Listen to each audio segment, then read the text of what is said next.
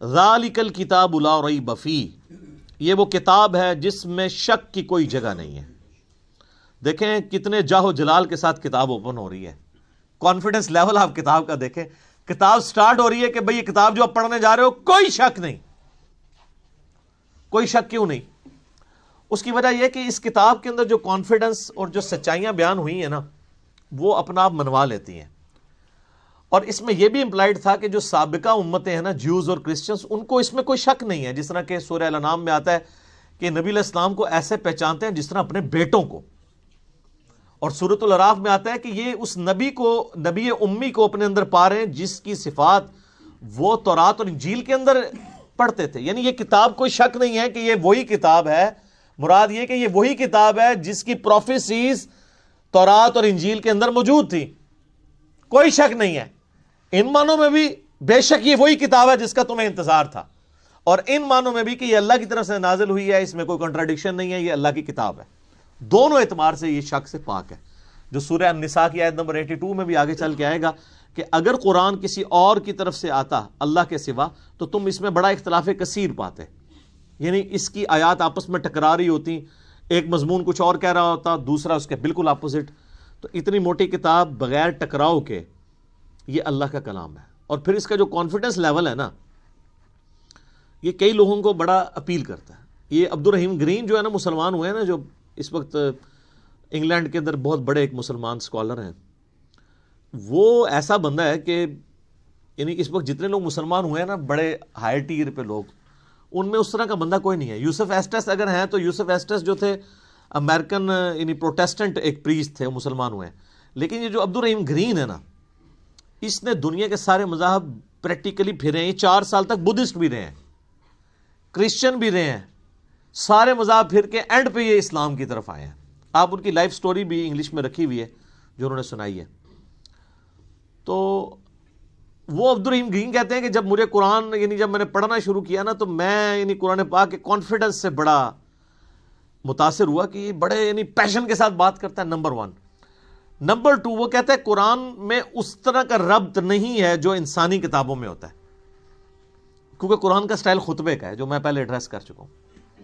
یہی بات اس نے جوشوا نے بھی کی، جس کا پچھلے دن ہم نے کلپ بھی چڑھایا تھا، how Bible led me to accept Islam. تو وہ بھی یہ کہتا ہے قرآن کا جو کانفیڈنس ہے نا، کہ ایسا کرو تو کامیاب ہو، ایسا نہیں کرو گے تو یہ ہو جائے گا۔ آپ یقین کریں، دنیا میں سخت سے سخت طبیعت والے بندے کی کتاب اٹھائیں نا، اس میں آپ کو وہ اعتماد اور وہ پیشن نظر نہیں آئے گا جو کتاب اللہ کے اندر آپ کو نظر آتا ہے۔ یہ خدا، الہ، مالک، رب ہی اپنی مخلوق سے اس طریقے سے بات کر سکتا ہے۔ انسان جتنا مرضی بڑا ہو جائے، وہ اس طریقے سے گفتگو کر ہی نہیں سکتا، چاہے بھی تو نہیں کر سکتا۔ یہ اس کتاب کے اندر زور ہے۔ لا ریب فیہ ھدی للمتقین، اگر فی ہی کو آپ آگے ملا لیں، لا ریب پہ آپ وقف کر لیں، تو پھر یہ معنی بنے گا کوئی شک کی جگہ نہیں ہے۔ فی ہی ھدی للمتقین، اس میں ہدایت ہے پرہیزگاروں کے لیے۔ فی کو پیچھے کر لیں تب بھی معنی میں کوئی فرق نہیں پڑتا۔ ھدی للمتقین، یہ قرآن ہدایت ہے ان لوگوں کے لیے جو ڈر جائیں۔ یہ ترجمہ اصل ترجمہ ہے اس کا۔ وقا عربی میں کہتے ہیں نا بچنے کو۔ اچھا، ہم جب کہتے ہیں نا قرآن میں ہدایت ہے پرہیزگاروں کے لیے، یہ ترجمہ کر رہے ہوتے ہیں۔ اچھا، تو جو نان پرہیزگار ہیں ان کے لیے ہدایت کہاں ہے؟ سوال ہے نا۔ تو اس کا معنی ہی غلط کیا گیا۔ اس کا ترجمہ مولانا مودودی رحمہ اللہ تعالیٰ نے بالکل ٹھیک کیا کہ یہ کتاب ہدایت ہے ان لوگوں کے لیے جو ڈر جائیں، چاہے وہ کافر ہے، چاہے مسلمان ہے، چاہے گناہ گار ہے، چاہے نیکوکار ہے۔ کئی نیکوکار ہے پرہیزگار ہیں، لیکن ہر الٹا کام کر رہے ہیں، کیونکہ وہ متقی نہیں ہے۔ پرہیزگار یعنی جو آپ نے لائسنس رکھے ہوئے ہیں، داڑھی، شلوار ٹخنوں سے اوپر، تسبیح، ٹوپی، یہ لائسنس ہی ہے نا کسی کی پرہیزگاری کا۔ آج دنیا میں کسی کو جج کرنے کا طریقہ کیا ہوتا ہے؟ بڑا نیک ہے، وہ کیا دیکھ رہے ہوتے ہیں؟ یہی کچھ دیکھ رہے ہوتے ہیں، گیٹ اپ۔ حالانکہ تقویٰ تو ادھر ہوتا ہے، وہ تو اللہ کو پتہ ہے ریاکاری کے لیے کر رہا ہے، دکھلاوے کے لیے کر رہا ہے، کس لیے کر رہا ہے۔ بہرحال جو دنیا کے لائسنس ہیں ان میں جو پرہیزگار ہیں ان میں سے کئی لوگ ہیں جو متقی نہیں ہیں۔ تو ھدی للمتقین، یہ ہدایت ہے ان کے لیے جو ڈر جائیں۔ جو بھی ڈر جائے اس کو لیے قرآن کے اندر ہدایت ہے، اور جو نہ ڈرے اس کے لیے قرآن میں کوئی ہدایت نہیں. یہ بڑی خطرناک بات ہے. قرآن سٹارٹ اس سے لے رہا ہے کہ قرآن میں ہدایت اس کے لیے ہے جو ڈر جائے، اور جو نہیں ڈرے گا کوئی ہدایت نہیں. آگے چل کے آئے گا شہر رمضان الذی انزل فیہ القرآن ھدی للناس وبینات من الہدی والفرقان. رمضان کا مہینہ وہ ہے جس میں قرآن نازل ہوا ھدی للناس، پوری انسانیت کے لیے ہدایت ہے. وہاں تو متقی کا بھی ذکر نہیں آیا، پوری انسانیت چاہے کافر ہے چاہے مسلمان ہے. وبینات من الہدی، اور اس میں ہدایت کے بڑے بڑے روشن دلائل ہیں، والفرقان، اور حق اور باطل میں تمیز کرنے والی کتاب ہے یہ. اچھا، یہ الفرقان نبی الاسلام بھی ہے. صحیح بخاری میں حدیث ہے محمد فرق بین الناس، محمد صلی اللہ علیہ وآلہ وسلم لوگوں میں حق اور باطل میں فرق ہے. یہ کتاب بھی الفرقان ہے. تو ھدی للمتقین، ان کے لیے ہدایت ہے جو ڈر جائیں. اس کا کیا مطلب ہے؟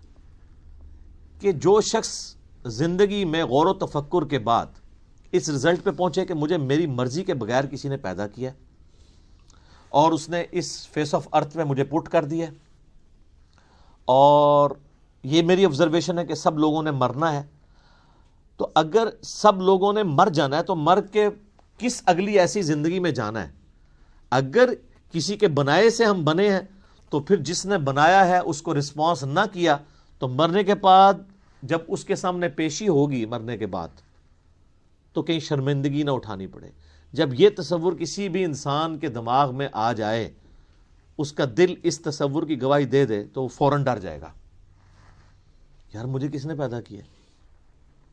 میرے تو ماں باپ کو بھی نہیں پتا کہ مجھے کس نے پیدا کیا، وہ خود کیسے پیدا ہوئے. تو الٹیمیٹلی ایک خدا کا تصور آتا ہے نا.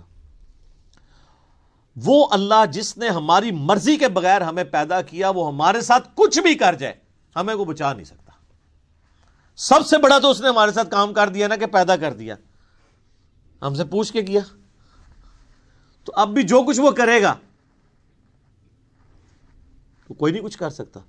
تو اس میں پھر آسانی کی راہ کیا ہے کہ اسی رب کی پناہ لے لی جائے، اور اسی کے لیے کتابیں نازل ہوئیں، پیغمبر آئے. اس سورۃ البقرہ کے پہلی 4 رکوع کے اندر پورے قرآن کا خلاصہ آ جائے گا. تو جب ایسا شخص غور و تفکر کرے گا نا تو فوراً اس کے اندر ایک ڈر پیدا ہوگا، یار میرا کیا بنے گا؟ کہیں میں نے جانا ہے، کسی کو منہ دکھانا ہے، میں کیا کروں؟ تو اس کے لیے پھر قرآن میں ہدایت ہے. ایسا شخص الٹیمیٹلی قرآن تک بھی پہنچ جائے گا، پیغمبروں کی تعلیمات تک بھی پہنچ جائے گا، اور ایسا شخص جب قرآن کو پڑھے گا تو اسے ہدایت ملے گی. فذکر بالقرآن من یخاف وعید، اے نبی الاسلام قرآن سے اسے نصیحت کریں جو اللہ کی دھمکی سے ڈر جائے. کتنی حیران کن بات ہے. نبی الاسلام کو منع کیا گیا جو دھمکی سے نہیں ڈرتا اس کے لیے کوئی نصیحت نہیں ہے. فذکر ان نفعت الذکر، نصیحت کرو اگر نصیحت کرنا کسی کو فائدہ دیتا ہو. سیذکر من یخشی، نصیحت اس کو کریں جو ڈرتا ہے. وَيَتَجَنَّبُهَا الْأَشْقَى، اور جو شکی ہو چکا ہے، بدبخت ہو چکا ہے، ڈرنے کے لیے تیار نہیں، چھوڑ دیں. الَّذِي يَصْلَى النَّارَ الْكُبْرَى، اس کا علاج یہ کہ ہم اسے بڑی آگ پہ پیش کریں گے. ثُمَّ لَا يَمُوتُ فِيهَا وَلَا يَحْيَا، پھر وہ نہ وہاں پر زندوں میں ہوگا نہ مردوں میں. قَدْ أَفْلَحَ مَن تَزَكَّى، بے شک کامیاب وہ ہوا جس نے اپنے نفس کا تزکیہ کر لیا، پاکیزگی کی روش اختیار کر لی. وَذَكَرَ اسْمَ رَبِّهِ فَصَلَّى، اور اپنے رب کا نام لے کر نماز قائم کی، نماز پڑھی. آپ دیکھیں کہ سورہ الاعلی، اس کو آپ پورے کے پورا یعنی ایک جو اللہ کی دعوت ہے اس کو کیا کرتی ہے؟ بل تؤثرون الحیات الدنیا، لیکن تمہارا اصل مرض یہ ہے کہ تم دنیا کی زندگی کو ترجیح دیتے ہو. والآخرۃ خیر لک من الاولی، والآخرۃ خیر وابقی، جبکہ آخرت جو ہے وہ بہتر بھی ہے اور باقی بھی رہنے والی ہے. ان ھذا لفی الصحف الاولی، یہی ایک یونیورسل ٹروتھ اور کانٹے کی اصل بات تھی جو قرآن سے پہلے صحیفوں میں بھی نازل ہوئی تھی. صحف ابراہیم و موسیٰ، چاہے وہ ابراہیم کے صحائف ہوں چاہے موسیٰ علیہ السلام کے صحائف، ایک ہی کانٹے کی بات تھی. کیا؟ بل تؤثرون الحیات الدنیا والآخرۃ خیر وابقی. اب یہ بھی سر پھر ہم صحیح کہتے ہیں نا کہ کتابوں کا خدا اور ہے اور بابوں کا خدا اور. یہ کتابیں ڈسکس ہو رہی ہیں.